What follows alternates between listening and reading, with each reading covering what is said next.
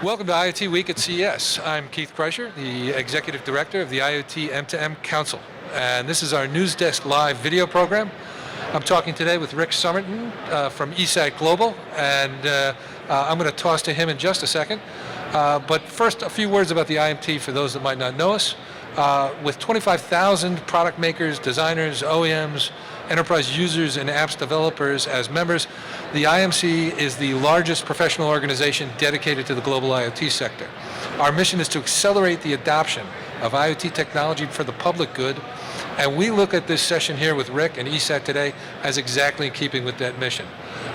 With that, Rick, maybe you can talk to us just a little bit about eSAT, its role in the IoT ecosystem, and your role at the company. Okay, thanks Keith.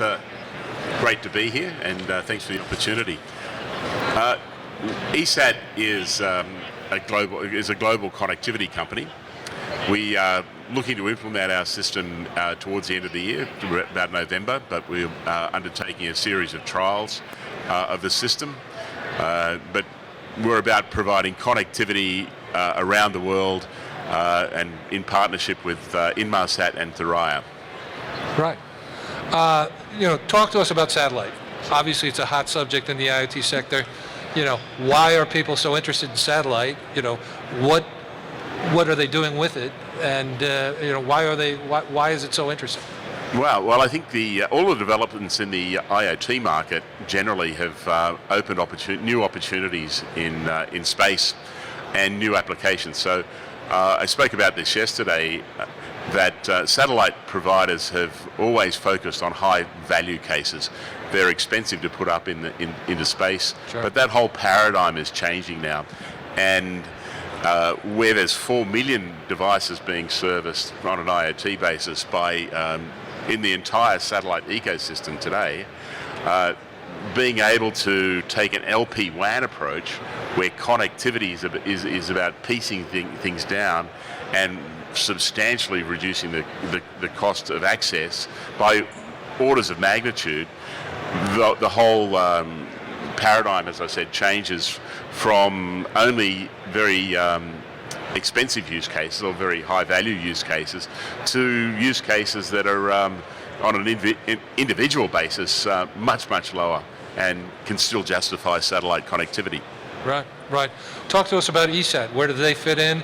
Why is eSAT the best option for satellite IoT? Well, we went back to a blank sheet of paper. So our CTO spent a lot of time at Hughes, I think 30 or 40 years, but he's been in the satellite industry for 40 years. Right. And he sat down with a blank sheet of paper and looked, but he already knew what was happening in the market and what the problems were with the existing modes of communication in satellites. Sat down with a piece of paper and said, if I want to do IoT, how do I best do that? How do I do it efficiently and deliver the best outcome for customers at the lowest cost?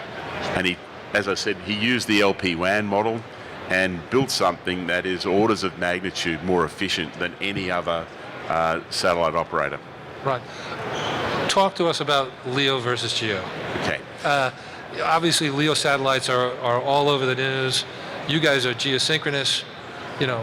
What does that mean?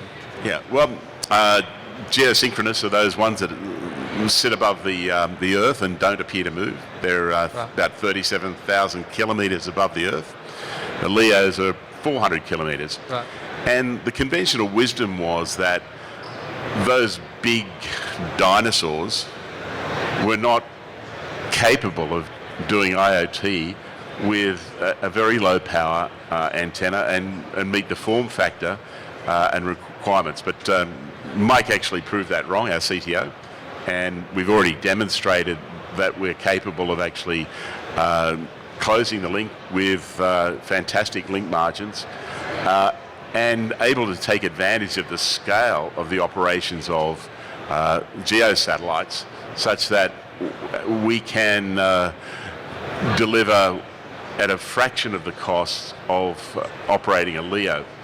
And so we expect that when we launch our service in November, that our pricing will be below the average cost of a LEO. So if you're using a LEO system, it's going to be difficult to justify because they'll find it difficult to fund their reinvestment in new satellites. They have to replace them every 5 years. Right. Our satellites are there. Our partners are going to replace the satellites when they're finished in 15 or 20 years. So we know that there's an ongoing availability of service. Right, right. What do you see? Let's talk about applications. We're at CES. There's a lot of consumer applications here. What do you see as killer applications for satellite connectivity in the IoT space? Well, there's so many applications, but the big ones we see are two. There's the first one for us is livestock tracking. There's 3 billion head of livestock, and the business case for tracking and reporting on health and well-being of livestock suggests that there's a benefit of about $100 per animal. And our intention is to get the total cost of ownership down to about $10 per annum.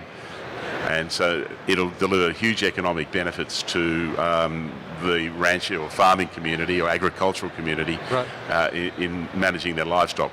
The other killer app we see is texting, remote texting. There are billions of people around the world, especially in places like Africa and Asia, that don't have connectivity at all.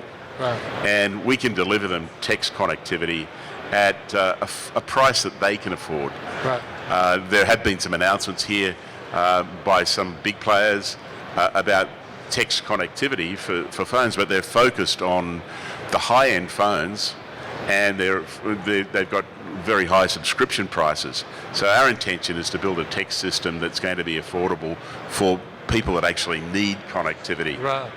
So emergency response in remote areas is well beyond emergency response. Okay. So what we're looking at is texting. These people in remote areas that don't have internet connectivity now right. can actually have a text conversation with someone, so they'll be able to be contacted. That'll have huge benefits. The value case, there's a very steep value case. So you get up to where we're at now with the cell phones, the expensive cell phones. The incremental value that it delivers that satellite will deliver to those users is minimal. Right. But for people that aren't connected at the moment, it's enormous, and so they can have huge value add in their daily life, in their way they conduct their work and operations. So we see a real benefit in those areas. We're already talking to companies in Africa about delivering the service there. Great. When you mentioned on the way in November, the system's going to be available. Can we take that to the bank? I mean, is that when the system's rolling out? And talk to us about the rollout. Well, better take it to the bank because our investors are banking on it, right. And they're holding my feet to the fire on that one. Right. So November, it's coming. Yeah. And if people want to get involved with eSAT, what's the best way to do that? I think the best way is to go to our website, esatglobal.com, and that's eSAT global.com, and there's an inquiry form there. Or if you look me up on LinkedIn, Rick Somerton, I'm there, and you can hit me up. eSAT Global, a company that's really, using IoT technology for the common good, and we love to see that. Thanks so much for your time, Rick. Rick Somerton. Thank you, Keith.